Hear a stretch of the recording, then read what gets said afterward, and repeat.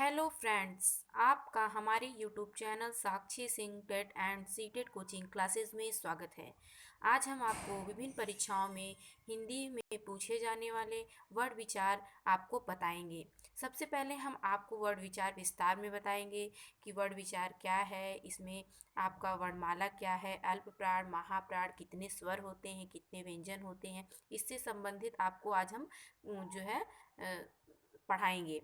उसके बाद फिर हम आपको इसी से संबंधित प्रश्न को सॉल्व कराएंगे। जो भी बच्चे यूपी टेट या सुपर टेट तथा विभिन्न परीक्षाओं की तैयारी कर रहे हैं जहां पर आपको हिंदी पूछी जाती है तो वो हमारे चैनल पर ज़रूर जुड़ सकते हैं तथा हमारे चैनल को ज़्यादा से ज़्यादा शेयर कीजिए, लाइक कीजिए और चैनल को सब्सक्राइब कीजिए। आइए चलते हैं हम अपने वर्ड विचार की तरफ। सबसे पहले वर्ड विचार, वर्ड क्या है? अगर आप वर्ड विचार पढ़ रहे हैं तो सबसे पहले आपको वर्ड जानना है कि वर्ड क्या है। तो क्वेश्चन आएगा कि वर्ड किसे कहते हैं। तो आप इतना जानिए कि वह छोटी से छोटी ध्वनि जिसके टुकड़े या खंड नहीं किए जा सके उन्हें वर्ड कहते हैं। लेकिन जब क्वेश्चन पूछता है कि वर्ड क्या है तो वर्ड एक ध्वनि है, इकाई है, अक्षर है। तो वहाँ पर आपसे अगर कभी भी कोई पूछ लेता है कि वर्ड किसे कहते हैं, आप हिंदी पढ़ रहे हैं तो आपका वर्ड जानना बहुत ज़रूरी है। तो वर्ड किसे कहते हैं? तो वह छोटी से छोटी ध्वनि जिसके टुकड़े या खंड नहीं किए जा सकते उसे वर्ड कहते हैं। जैसे ई क ख च आदि। वर्ड भाषा की सबसे छोटी इकाई होती है। वेरी इंपॉर्टेंट है, पूछा भी जाता है कि भाषा की सबसे छोटी इकाई क्या होती है। तो भाषा की सबसे छोटी इकाई वर्ड होती है और वर्ड को ध्वनि भी कहते हैं, वर्ड को भी अक्षर भी कहते हैं। आइए चलते हैं।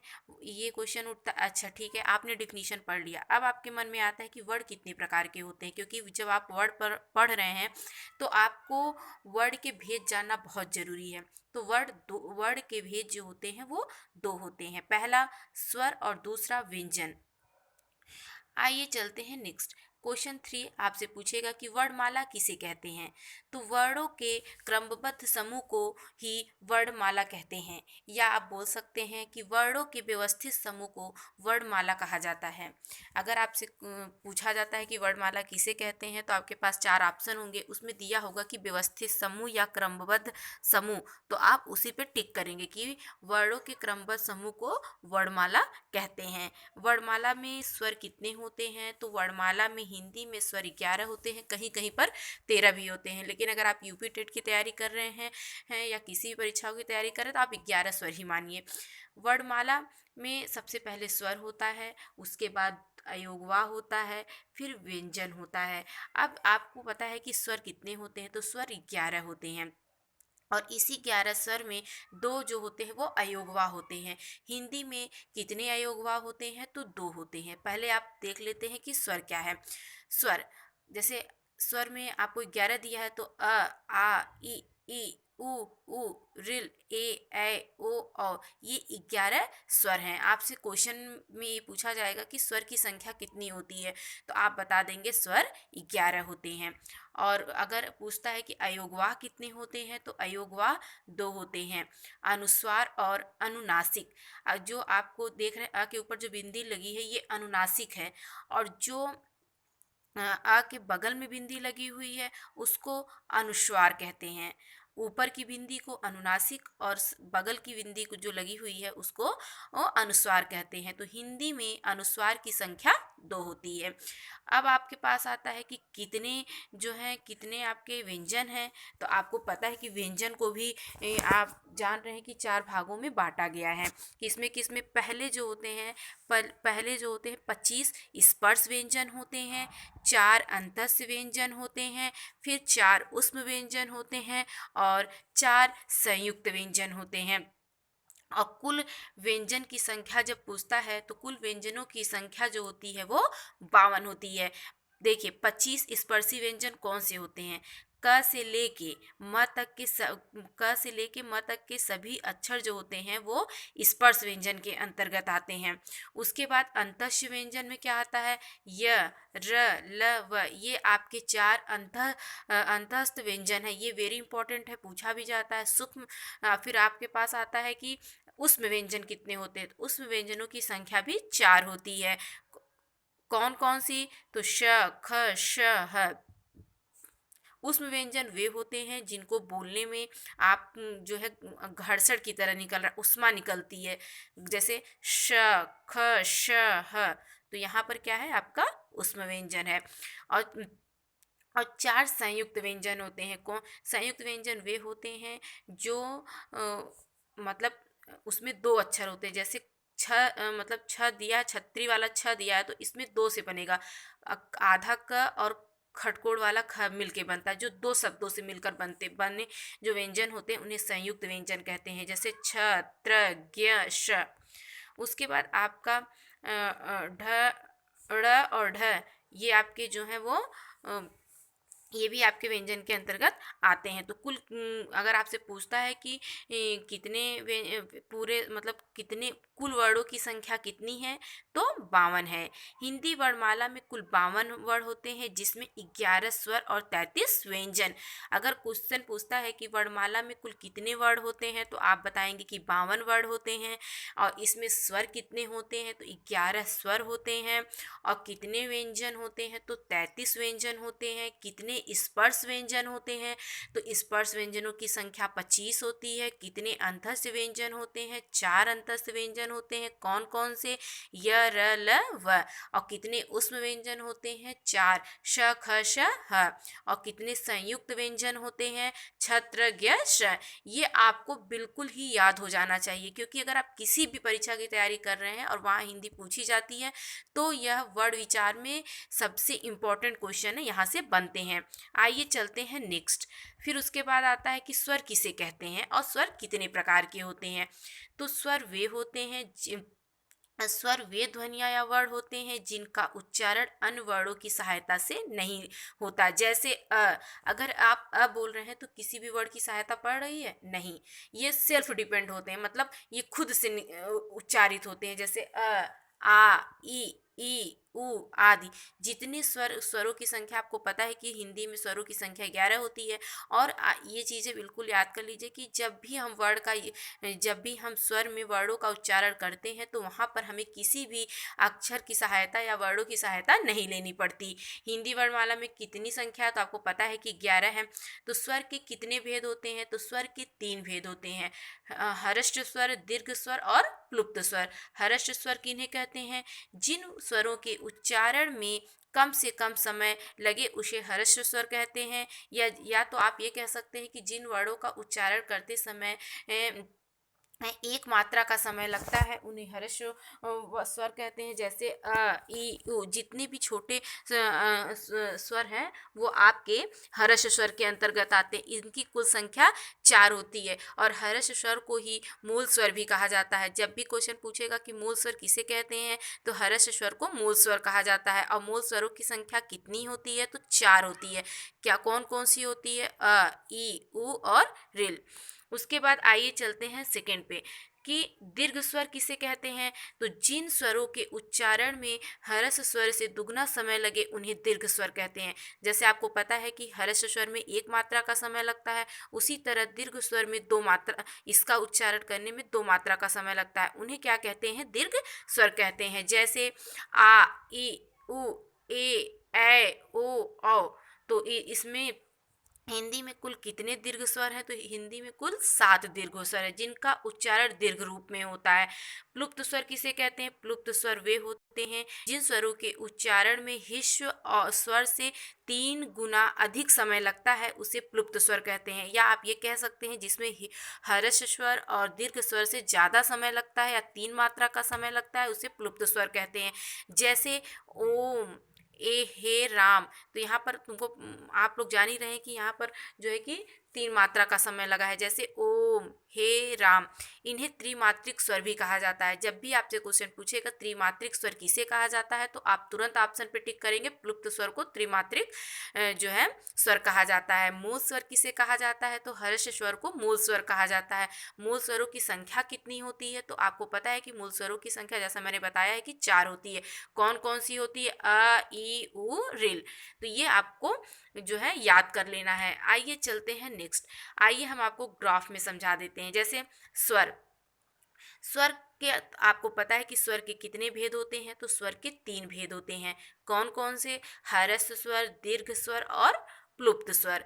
तो ह्रस्व स्वर में ह्रस्व स्वर किसको कहा जाता है? तो ह्रस्व स्वर को ही मूल स्वर कहा जाता है, जिसकी संख्या जो है वो 4 होती है। कौन कौन सी? अ, ई और उ, रिल। तो उसके बाद आपका दीर्घ स्वर आता है, जिसमें 2 मात्रा का समय लगता है, जैसे आ, ई, उ, ए, ओ और औ।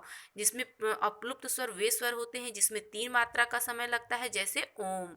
तो कुल स्वरों की संख्या कितनी हो जाती है? 11। आप यहाँ से इसको स्क्रीनशॉट ले सकते हैं। अगर आप हमारे चैनल पर नए हैं तो हमारे चैनल को लाइक कीजिए, सब्सक्राइब कीजिए और दूसरों तक भी शेयर कीजिए। अब आपको आता है कि अयोगवा बहुत इंपॉर्टेंट है। ये संस्कृत में भी इम्पॉर्टेंट है और हिंदी में भी इम्पॉर्टेंट है। लेकिन अगर आपको संस्कृत में अयोगवा की संख्या पूछता है तो आप वहाँ पर 4 बताएंगे, लेकिन हिंदी में अयोगवा की संख्या कितनी होती है? तो 2 होती है। हिंदी में कौन कौन से 2 अयोगवा स्वर हैं? आइए देखते हैं। हिंदी वर्णमाला में अनुस्वार और अनुनासिक तथा अनुस्वार को अयोगवा की संज्ञा दी जाती है। जिसके ऊपर, जिस वर्ण के ऊपर बिंदी लगी होती है वो अनुनासिक स्वर होता है, और जिस वर्ण के बगल में आप देख रहे हैं कि 2 बिंदी लगी हुई, इसको अनुस्वार कहते हैं। इन्हें स्वरों के साथ तो रखा गया है, किंतु स्वतंत्र गति न होने के कारण इन्हें स्वर नहीं माना जाता। स्वरों के साथ प्रयुक्त होने के कारण ये व्यंजनों की श्रेणी में भी नहीं आते हैं। आपको बताया गया है कि जैसे आप देख रहे हैं और जो है वो तो आपको दिख रहा है कि स्वर है, लेकिन जब भी अनुनासिक या अनुस्वार मतलब अयोगवा अगर इनके ऊपर, इनके साथ लगे हुए हैं, तो इनको न तो स्वरों की संज्ञा में रखा जाता है और न ही इन्हें व्यंजनों की श्रेणी में रखा जाता है। स्वरों तथा व्यंजनों में से किसी के साथ न होने के बावजूद ये ध्वनि वहन करते हैं, इसलिए इन्हें अयोगवा कहा जाता है। अयोगवा वे होते हैं जो न स्वर में होते हैं न व्यंजन में होते हैं, उसके बाद भी ये ध्वनि जो है वर्ण वहन करते हैं, इसलिए इन्हें अयोगवा कहा जाता है। अगर आपको समझ में नहीं आ रहा है कुछ भी, तो आप नीचे कमेंट बॉक्स में कमेंट करके हमें बता सकते हैं। स्वरों की मात्राएं क्या हैं? तो आपको पता है कि स्वर में मात्राएं क्या होती हैं। आइए चलिए हम आपको बताते हैं। स्वर जब व्यंजन के साथ मिलते हैं तो उनका रूप बदल जाता है। मतलब व्यंजन जैसे क ख ग घ अंग च छ ज ञ, ये आपका व्यंजन है। स्वर क्या है? अ आ इ ई उ ऊ, ये आपका स्वर है। जब दोनों एक साथ मिलते हैं तो इनका रूप बदल जाता है। इसी बदले हुए रूप को मात्रा कहा जाता है। जैसे अ के अतिरिक्त शेष स्वरों को जब व्यंजन के साथ प्रयुक्त किया जाता है तो उनकी मात्राएं ही लगती हैं, ना कि अ लिखा जाता है। जैसे अ की मात्रा नहीं होती। अ से रहित व्यंजनों को हलंत, मतलब जो ये नीचे देख रहे हैं आप हलंत, ये व्यंजन रहित हलंत लगाकर दिखाया जाता है। जैसे अगर आप क लिख रहे हैं, ठीक है, जब आप क बोलते हैं तो उसमें अ की ध्वनि निकलती है। मतलब क जो है वो आपका व्यंजन है और अ जो है वो आपका स्वर है, लेकिन इसको लिखा नहीं जाता है। इसीलिए अगर आपको दिखाना है, जैसे क से अ को अलग करना है, तो आपको क के नीचे हलंत लगाना होगा, जिससे ये आपका अपूर्ण होता है। और अगर आप इसको क पूरा लिखते हैं तो अ इसके साथ मिल जाता है, जैसा कि आप यहाँ पर देख रहे हैं, उदाहरण में आपको समझाया गया है। आइए चलते हैं नेक्स्ट।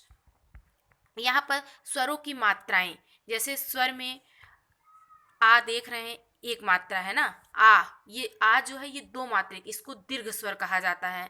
तो जैसे शब्द का प्रयोग माता, जैसे यहाँ पर आपको देख रहे हैं कि माता लिखा है, तो माप में अगर बोल रहे हैं तो उसमें आ निकल रहा है, तो मप के नीचे हलंत और प्लस आ।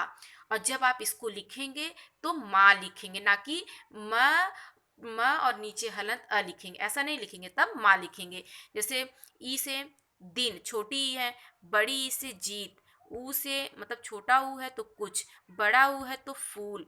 री है तो कृषक, मतलब नीचे जो र जो है वो पैर, मतलब पैर की साइड में जो बनता है उसको आप रे कहते हैं, जो नीचे लगा होता है। ए छोट खेल, 2 मात्रा बैल।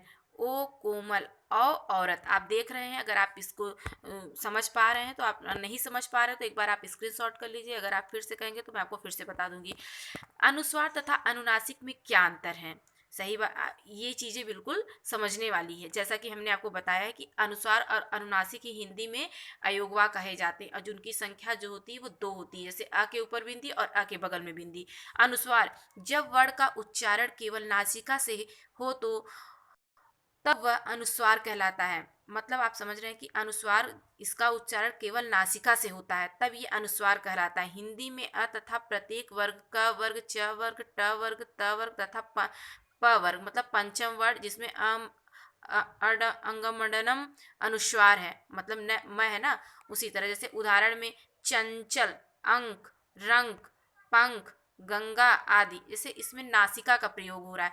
और अनुनासिक वे होते हैं जब वर्ण का उच्चारण नासिका तथा मुख दोनों से समान रूप में हो, तब वह अनुनासिक होता है। जैसे पाँच, मतलब आपका नाक का भी प्रयोग हो रहा है और मुख से भी आवाज आ रही है।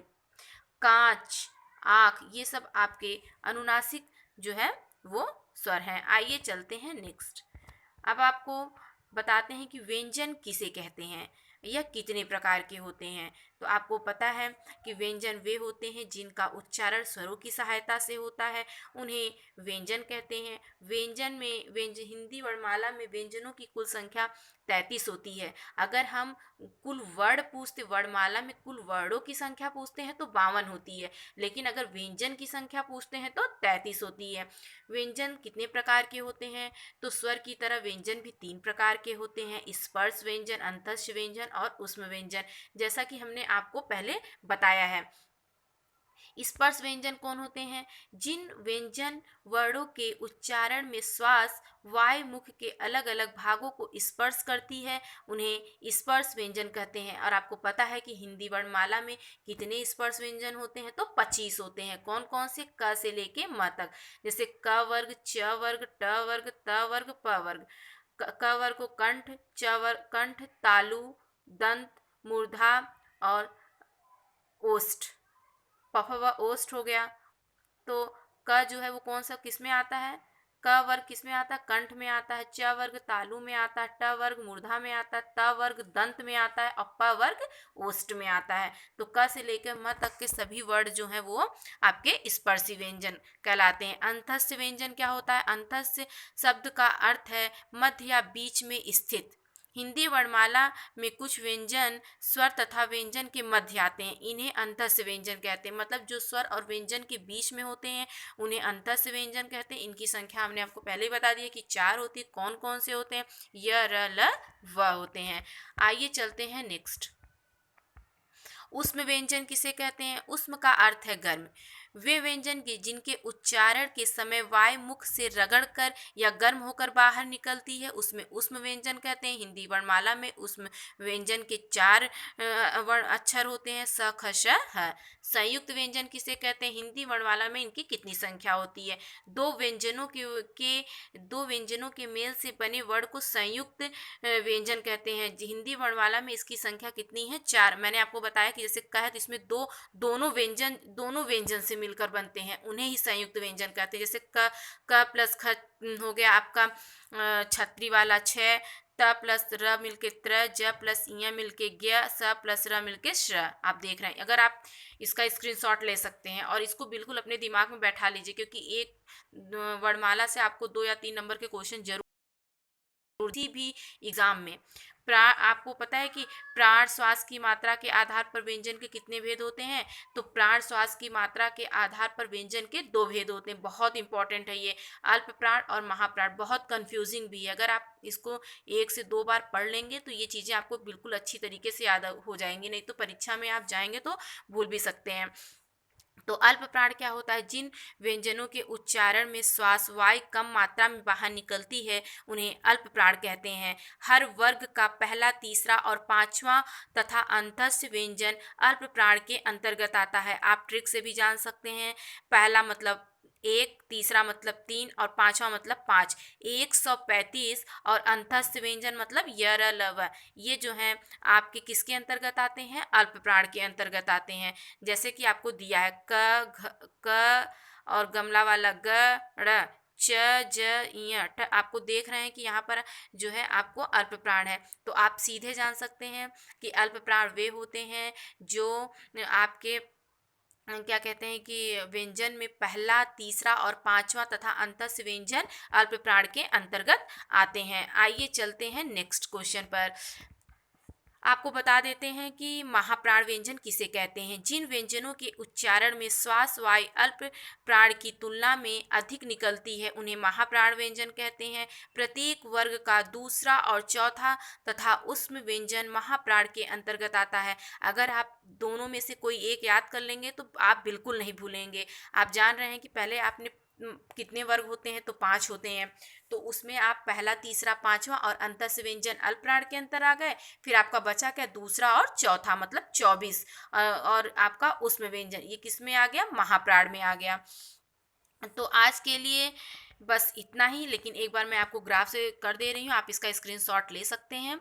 व्यंजन कितने होते हैं, व्यंजन 33 होते हैं, जिसमें 25 स्पर्शी व्यंजन होते हैं, 4 अंतस व्यंजन होते हैं, 4 उष्म व्यंजन होते हैं, तो इसको मिलाकर कितनी संख्या हो गई, 33। और 4 संयुक्त व्यंजन भी होते हैं। और जब वर्णमाला में कुल, जब आपको पूछेगा कि वर्णमाला में वर्णों की संख्या कितनी होती है, तो 52 होती है। अगर वर्णमाला में स्वर कितने होते हैं, तो 11 होते हैं। अयोगवाह कितने होते हैं, तो 2 होते हैं। और अंतस व्यंजन 4 होते हैं। कौन कौन से, य, र, ल, व। और उष्म व्यंजन कौन से होते हैं, श, ख, स, ह। और स्पर्श व्यंजन कितने होते हैं, तो क से लेके म तक के सभी अक्षर जो है वो स्पर्शी व्यंजन के अंतर्गत आते हैं। आज के लिए बस इतना ही। अगर आपको हमारा चैनल अच्छा लगा है तो हमारे चैनल को लाइक कीजिए, सब्सक्राइब कीजिए और दूसरों तक शेयर कीजिए। तथा अगर आपको इससे संबंधित कोई भी प्रश्न पूछना है तो आप नीचे कमेंट बॉक्स में कमेंट कर सकते हैं। Thank you for watching my video. Like, subscribe and share.